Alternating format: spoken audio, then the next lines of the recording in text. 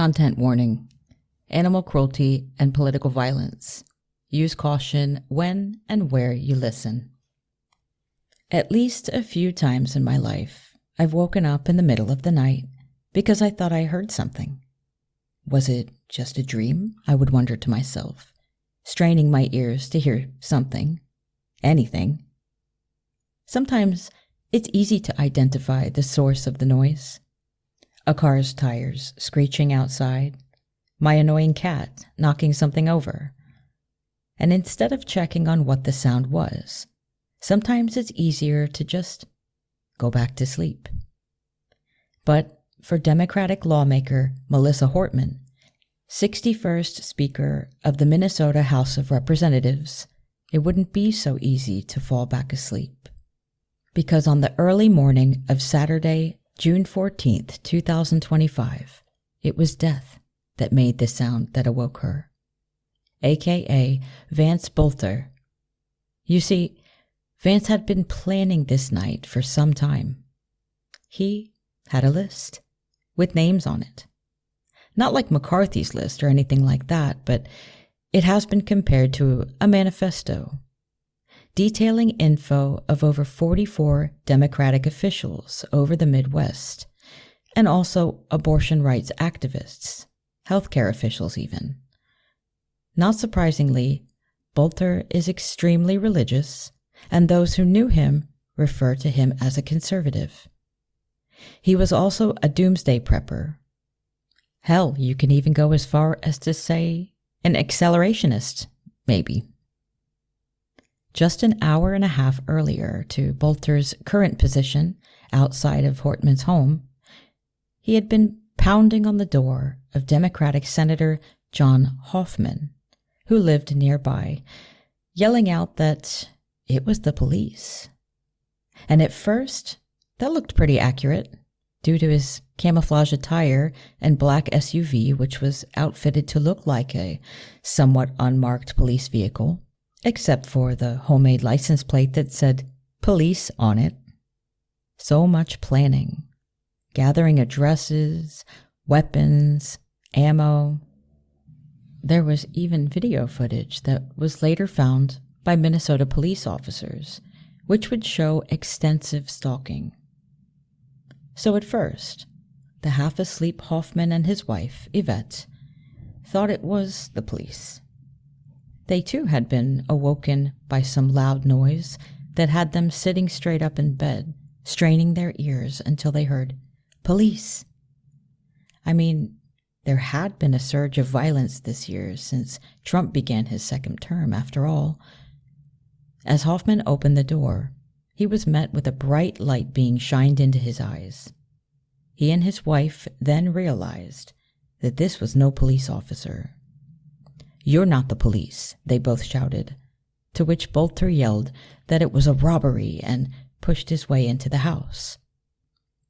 It was then that Bolter shot both of them, multiple times, somehow thankfully missing their daughter, who was able to call the real police.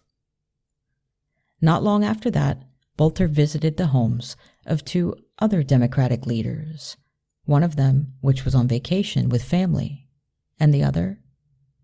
Well, after the call from Hoffman's daughter, some very fast-thinking police officers went to check on other officials, just in case.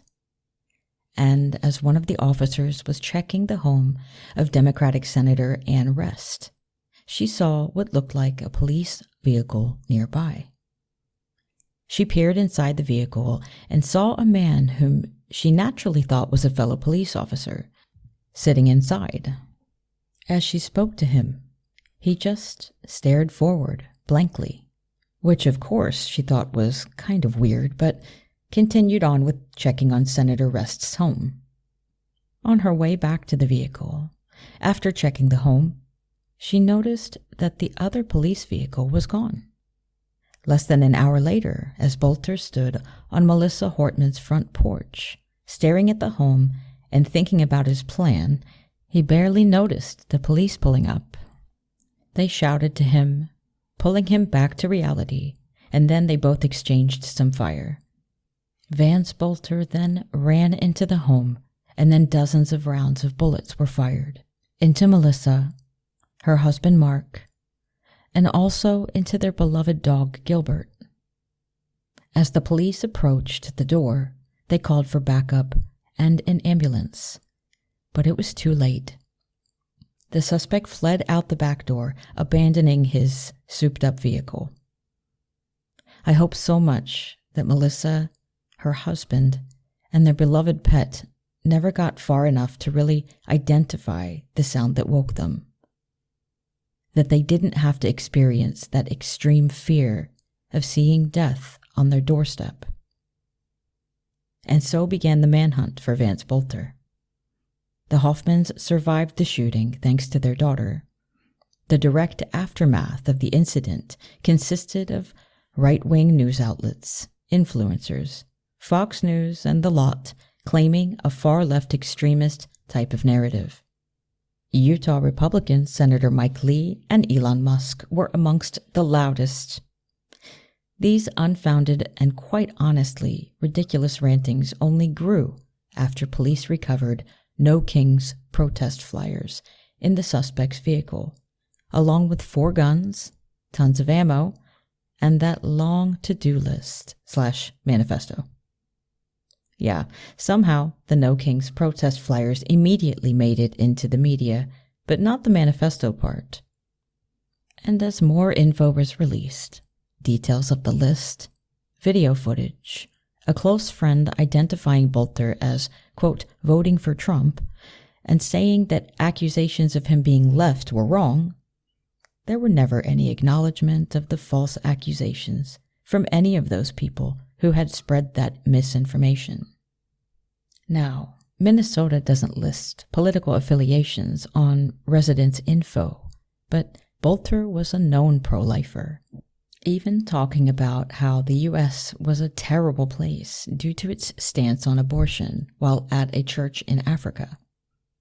I mean, all the names on the list were Democrats and abortion advocates. Add the fact that he is a known evangelical, a doomsday prepper, and of course his friends saying that he would be deeply offended of being called a Democrat. And of course the suspect, Death, aka Vance Bolter, is innocent until proven guilty by a court of law. Melissa Hortman was known for her activism regarding abortion rights and reproductive health care, as well as trans rights. With the rise of this violent political extremism, which is becoming increasingly common all over the world, always comes the scapegoating of the left. In America, using our First Amendment protections is becoming increasingly dangerous for activists and civilians looking to exercise their right to peaceful protest and free speech. And there's an ongoing discussion about this rise of violent political extremism, the memification of murder, sometimes for no apparent reasons other than what seems to be personal feelings and or beliefs. I'm referring to the Charlie Kirk murderer here. Dude didn't really seem to have any political affiliation, but is or was allegedly in a relationship with a trans person, and that seems to have influenced his actions. Maybe. But anyway, that didn't stop Trump and his cronies from lumping him in with some fucked up fantasy he has of a killer cult of trans people and far-left lunatics. Then there is the forever growing number of school shootings that are so often linked to nihilistic accelerationism type online groups, often with ties to the alt-right groups such as Terrorgram and Atomwaffen Division.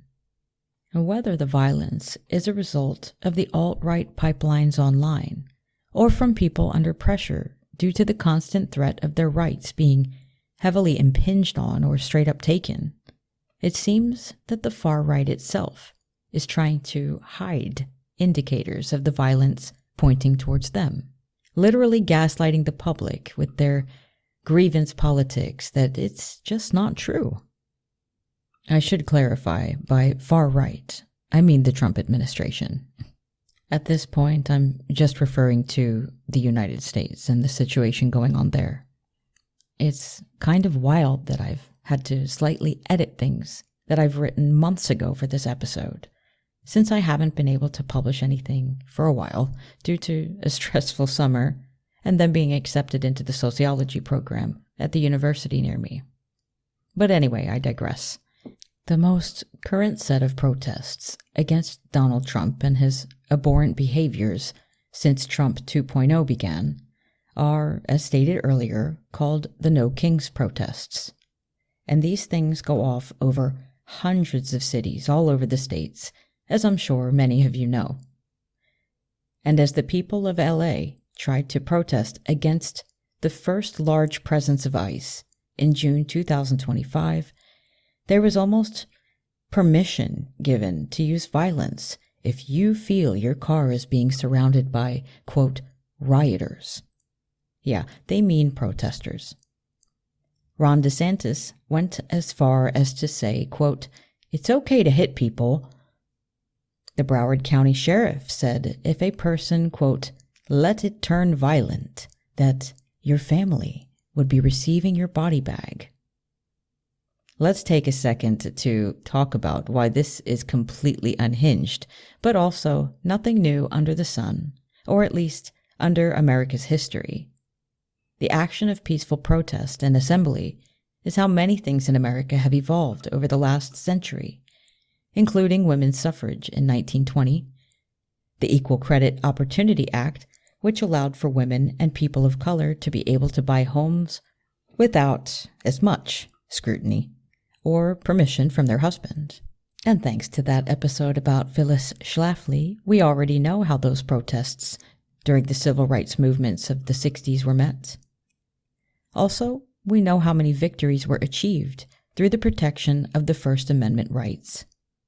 And during those times, the fight to abolish slavery, the fight for women's voting rights, the fight for workers' rights, and the fight for equality, which is obviously still ongoing, has always brought about people who oppose these fights for whatever reason and seem to be against the most basic of human rights.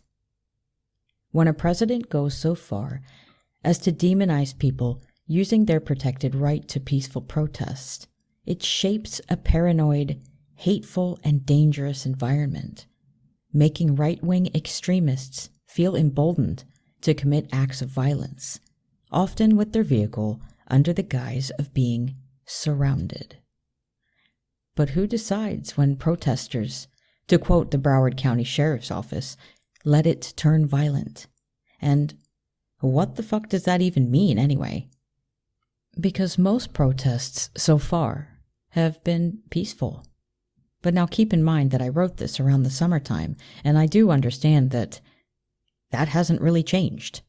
In fact, as of right now, as I record this, ICE has begun taking people that just seem to get on their nerves as they perform their Gestapo duties. And just yesterday, they detained Robbie Roadstreamer, the guy that's on Instagram, who follows them around to each site they go to and has a radio and a microphone and sings about their corrupt, violent activities. This was in Portland. I mean, have you guys seen Portland? I love their style, the way they're showing peaceful gathering as the violent ICE thugs rampage the city. It looks like such a beautiful place. It isn't the city that's violent. It is the entire Trump administration, using language to dehumanize constantly. Trump has even threatened to destroy what he refers to as the terrorist group Antifa. Who's going to tell him, right? I mean, what a clown, but don't mistake the clowniness and ignorant-sounding aspect of it. There is absolutely method to their madness. It's Stephen Miller behind that curtain, calling the shots. He is America's Himmler, if you ask me. They're making it so that, basically, anyone who uses a platform to disagree with what the Trump regime is doing gives them the right to act aggressively against that in order to protect their precious Fourth Reich. Anyway, again, I digress. I mean, in what reality would a car ever be able to be used as a weapon because someone feels threatened by people on foot? To be honest, all of this is giving huge J. Edgar Hoover vibes during the COINTELPRO era. Except the fact that the FBI was incredibly covert in their criminal activities against the American people, and that activity wasn't discovered until much later when a badass group of activists uncovered documents entailing COINTELPRO operations in a lonely FBI office just outside Philadelphia, PA. Yes, the current situation is much worse because it isn't just the head of the FBI doing the shadiest shit under the sun. Though it's him too. If one can even be comfortable to associate podcaster/public defender Kash Patel as the head of the FBI, it seems to be the entire grand old party, because no one dares to go against the dear leader's demands. But as per the usual, and as you do, let's take a look back at the patterns of the witch hunts and the othering of different groups in order to gain power and privilege through the persecution of others. Because Hoover's getting the band back together, and by that I mean reinventing the hatred of not just so-called communists, as in the red and lavender scares, but expanding that hatred to include other groups considered as other throughout history, because it was never really about communists. I'm Nicole Davenport, and this is Great in the Sack, when misogyny leads to mayhem.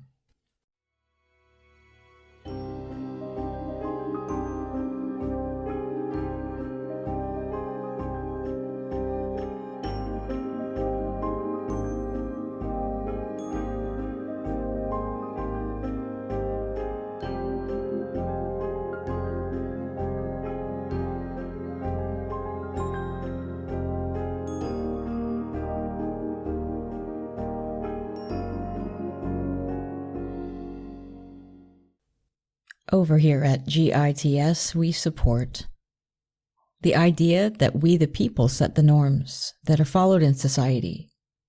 Be the person that stands up against fascism, authoritarianism, and hate.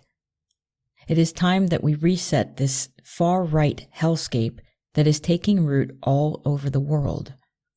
Is it dangerous to stand up for what you believe in? Sure, it can be.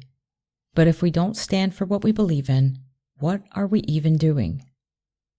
What happened to Charlie Kirk is difficult for many of us to feel empathy for. He spewed hate that, more likely than not, created violent situations for a hell of a lot of people. If we want an equal society, however, where everyone has equal worth, it is a fair question to ask, where is the line? When does rhetoric cross over to violence? And then what? Who's the judge of what is too much? Just something I've been thinking about, and I have no answers to offer, just words. Maybe a bit of hindsight. If someone has all the answers to this, they're most likely a charlatan or a cult leader. I'd also like to add that I've missed you guys. I've missed podcasting. I already told you all about university. It's incredibly time-consuming, so it's going to be kind of tough to get episodes out in a timely fashion. Not that I was good at that before.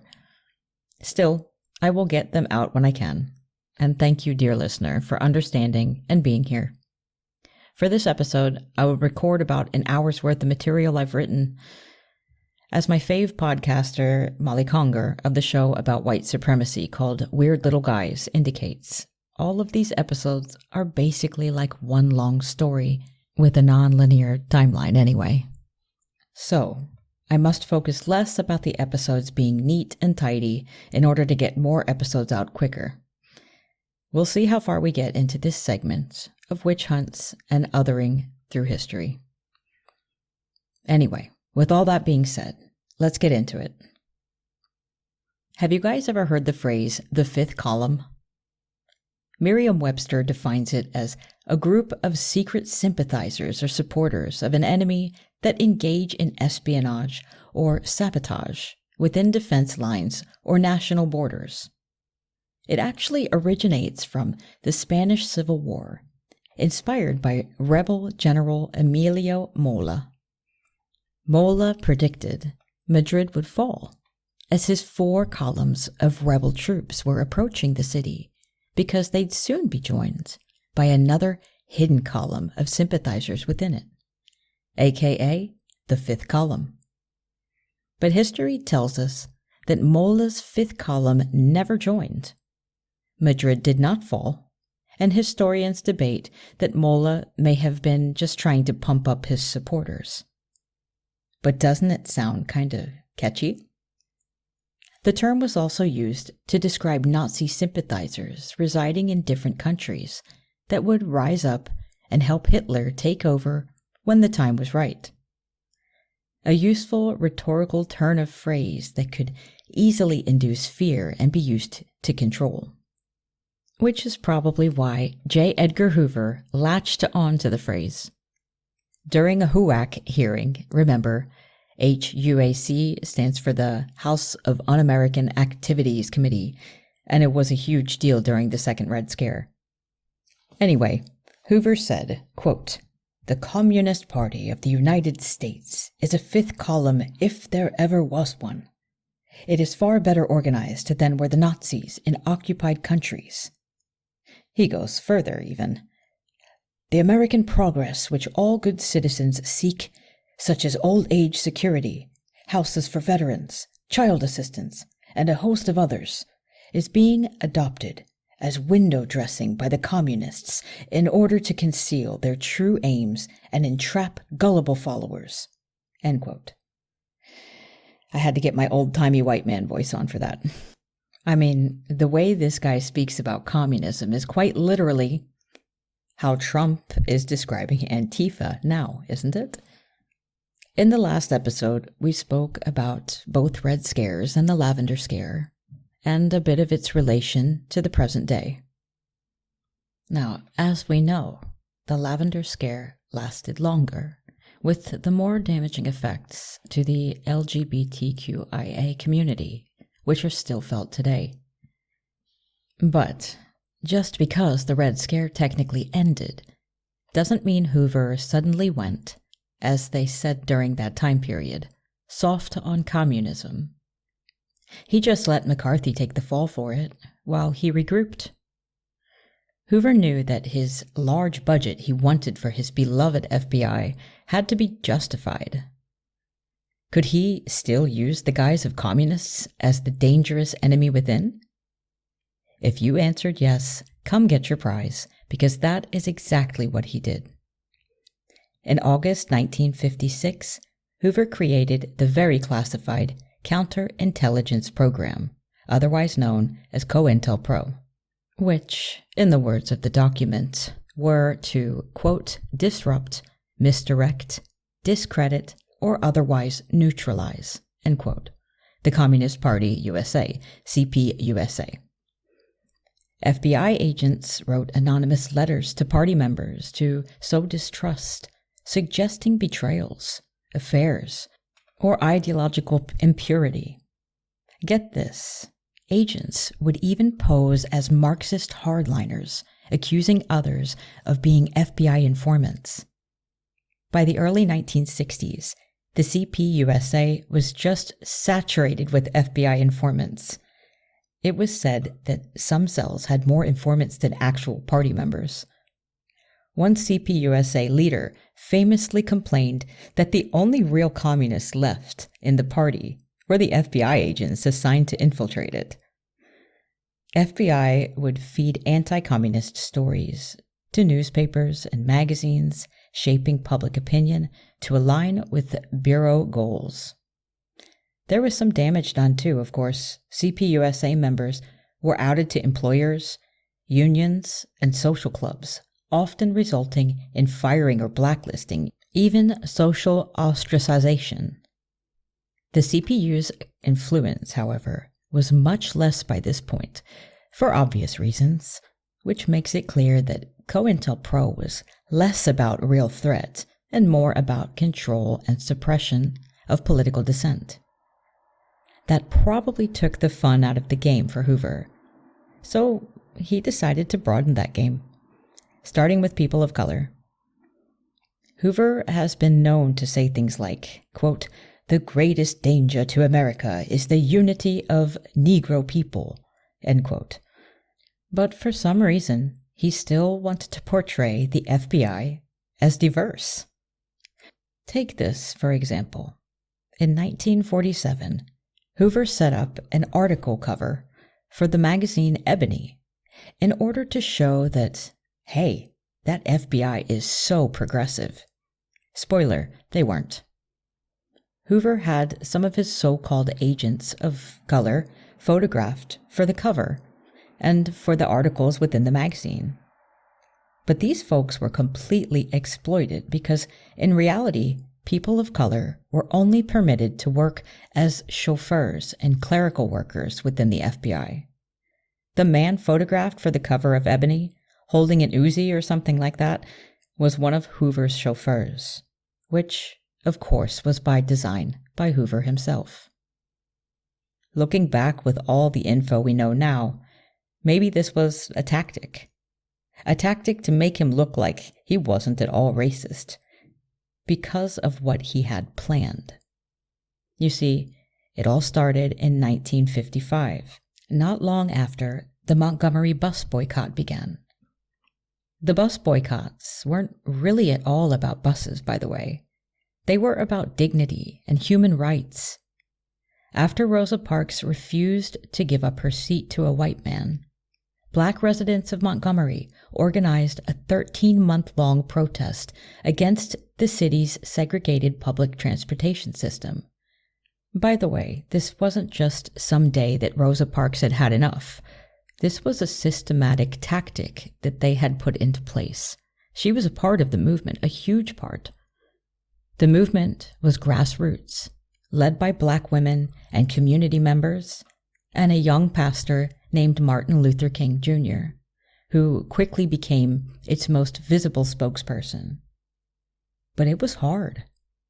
People walked for miles. Black taxi drivers lowered their fares to help.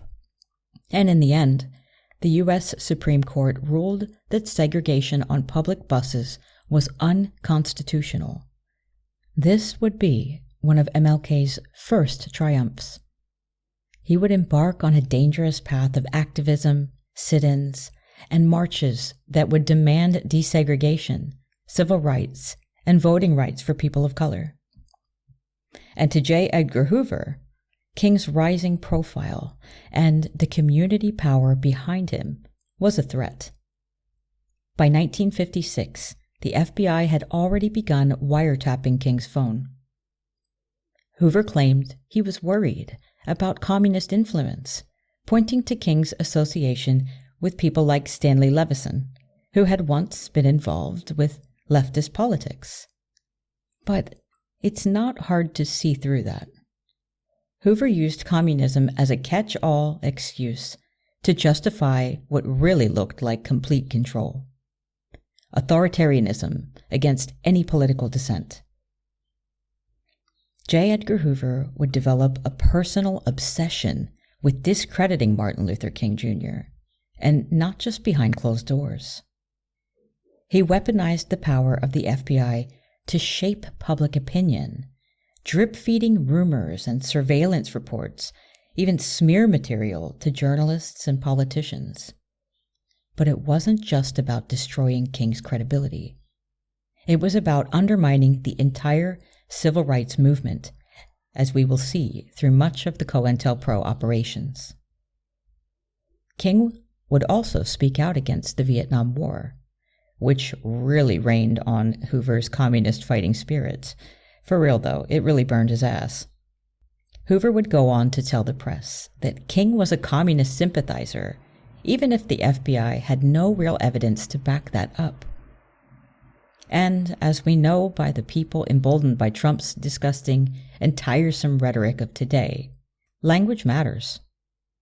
When a man with Hoover's reach and power frames a nonviolent leader as dangerous, it gives people, especially those already inclined to that hatred, permission to act violently or justify their racism under the guise of patriotism. It seems like anywhere there were people who want rights or equality, or even to stand up for those who have no power, no voice, there will always be people to oppose them, kind of as we talked about earlier. White supremacists didn't need much encouragement, but Hoover's actions added gasoline to the fire. Painting King as a threat to national security made violence feel like it was a defense of the country, to extremists anyway. It also confused well-meaning white moderates who might have otherwise supported King. But government officials and police probably also felt like Hoover was damn near giving them permission to act out violently against the activists. This went for police officers and the like. There wasn't so much glorification and joking going on about activists being injured or killed like today, but it was all so covert that wasn't necessary. And things, they only escalated from there.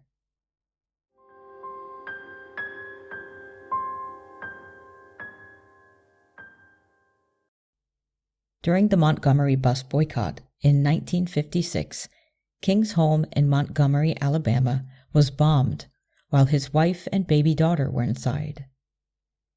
No one was injured.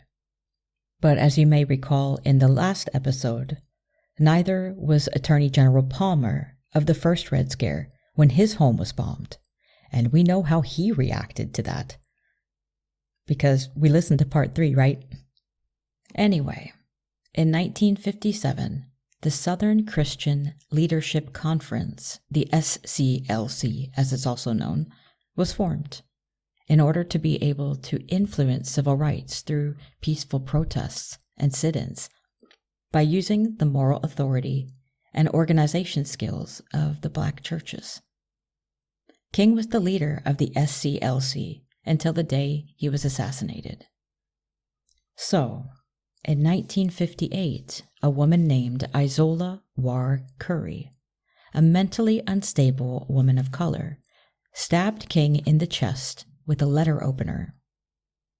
She said she believed he was a part of a communist plot. Now, while there's no direct evidence she was influenced by Hoover, the language she used, claiming King was connected to communism, mirrored the exact public narrative Hoover was pushing. Then came the Atlanta sit-ins in October of 1960. Many were arrested and released soon after, except King, who was kept due to something on his criminal record.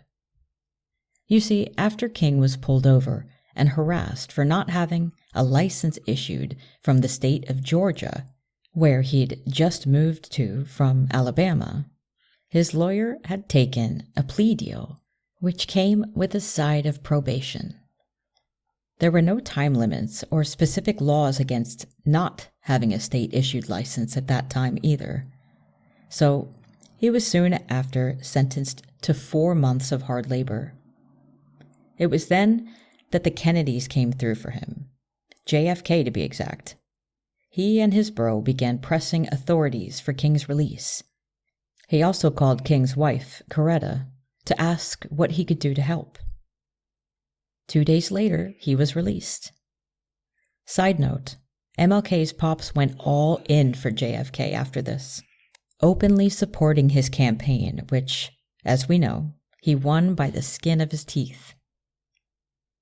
By 1962, King's name was shuffled into the ever-so-widening COINTELPRO operation.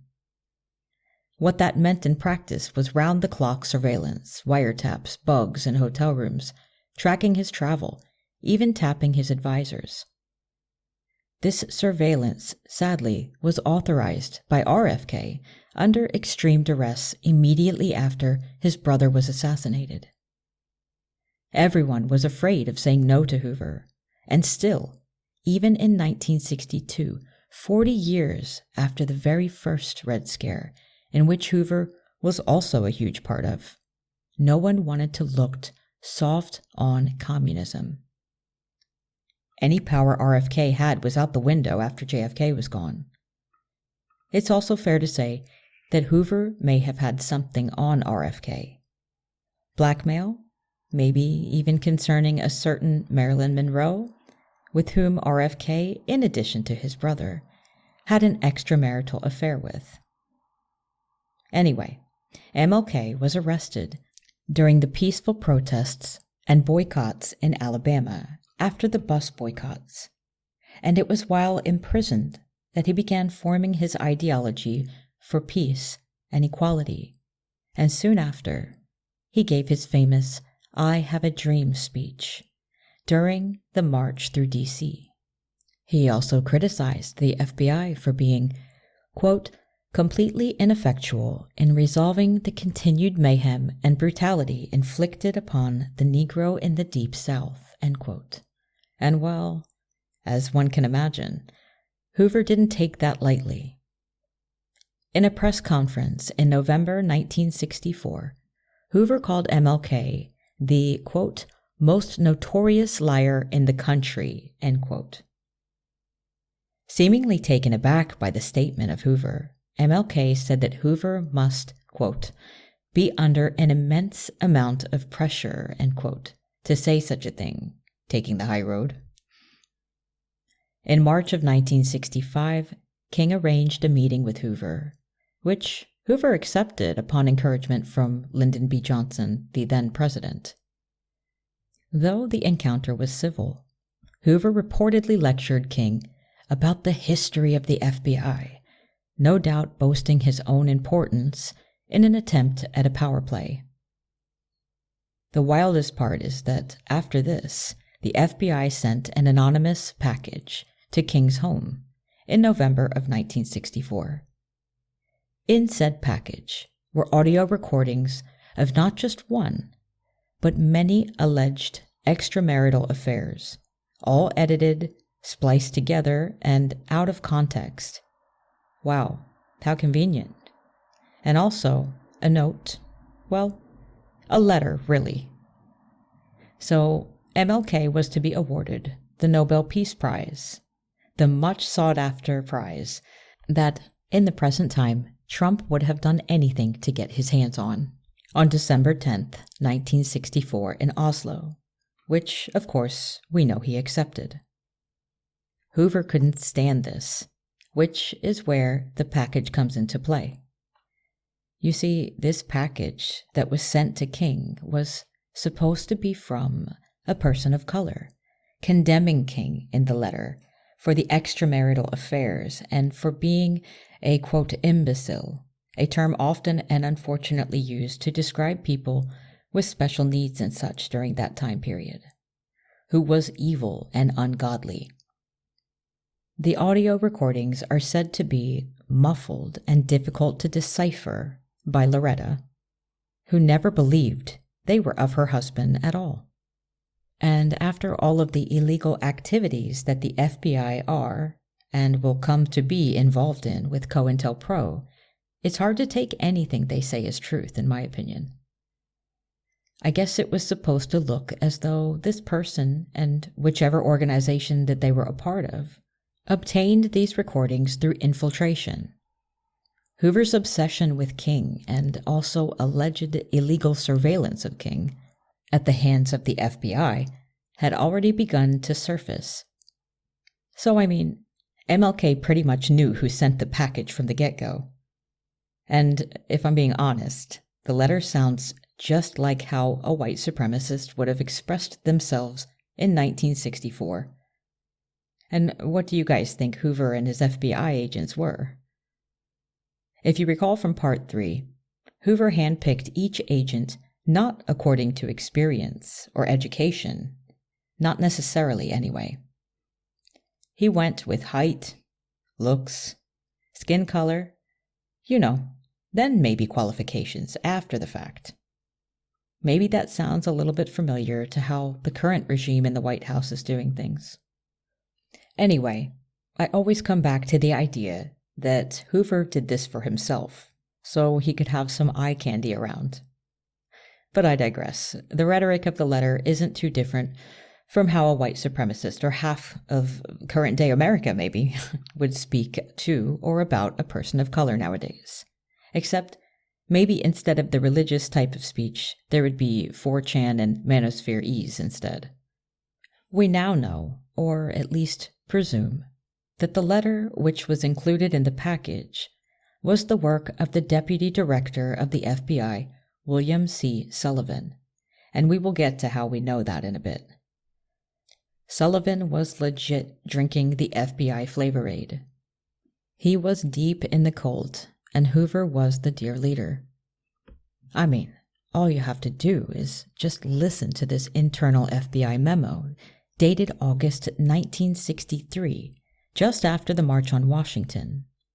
Sullivan writes, quote, "In the light of King's powerful demagogic speech yesterday, he stands head and shoulders above all other Negro leaders put together when it comes to influencing great masses of Negroes. We must mark him now, if we have not done so before, as the most dangerous Negro of the future in this nation from the standpoint of communism, the Negro, and national security." What a fucking pick-me, right? Anyway, this letter is referred to as the suicide letter. I'm only going to read the last 8 or 9 lines of it, as it's kinda long. I'm going to give a little extra trigger warning here, because it's really just ugly racism, and also there's mentions of suicide. Here we go. Quote, "Listen to yourself, you filthy abnormal animal. You are on the record. You have been on the record. All your adulterous acts, your sexual orgies extending far into the past. This one is but a tiny sample. You will understand this. Yes, from your various evil playmates on the East Coast to, redacted, and others on the West Coast and outside the country, you are on the record. King, you are done. The American public, the church organizations that have been helping Protestant, Catholic, and Jews, we will know you for what you are. An evil, abnormal beast. So will others who have backed you. You are done. King, there is only one thing left for you to do. You know what that is.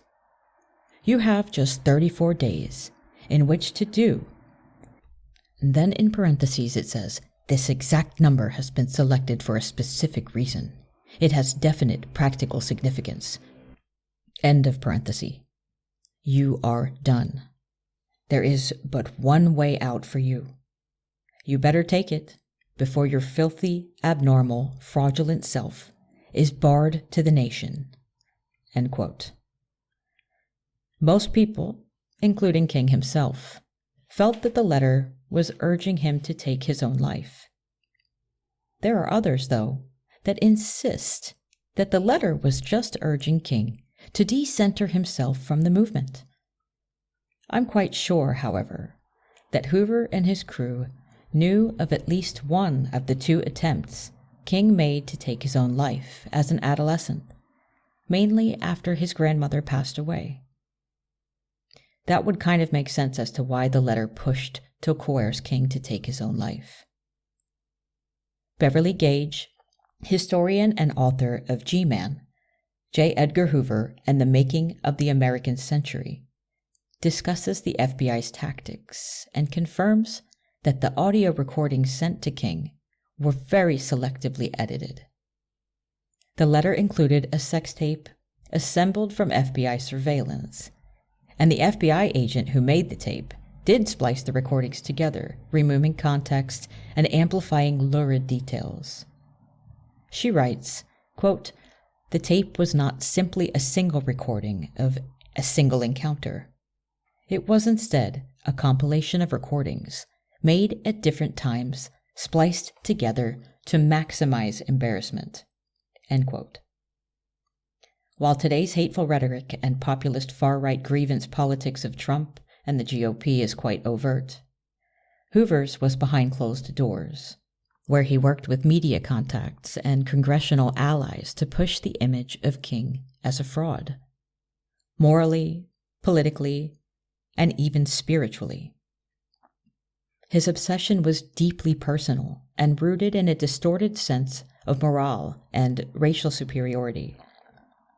But as the outright hate was more covert during this time, the violence was quite overt, as we've heard about so far. Even after King's 1968 assassination, there were still discussions within the Bureau and press about airing those tapes. That's how far the campaign to discredit him went.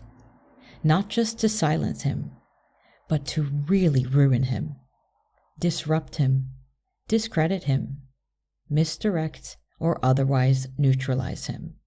In the words of the COINTELPRO document itself, disgrace him, even in death. And while we may never know for sure, there's something super weird and uncomfortable about the fact that Hoover, who many allege was in a long-term romantic relationship with his second-in-command, Clyde Tolson, as we spoke about in the previous episode, chose to go after a man whose private life he could scandalize and weaponize.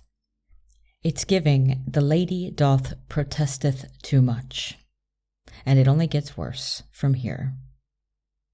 The year before King's assassination in 1967, the FBI launched COINTELPRO, the Black Nationalist Hate Groups Edition, a covert operation that targeted, quote, subversive, there's that word often used during the Red Scares, civil rights groups, in which King was obviously a part of long before the formalization of this so-called operation. But it also began targeting organizations like the Black Panther Party for self-defense. And that's where we're going to pick back up next time. As I said, I'm trying to make it so I can get more episodes out quicker. And in order to do that, the episodes won't be maybe quite as long. But I feel that the most important part is telling this part of history, especially with the way Trump is trying to whitewash racism and slavery in American history. I can't wait to see you guys next time.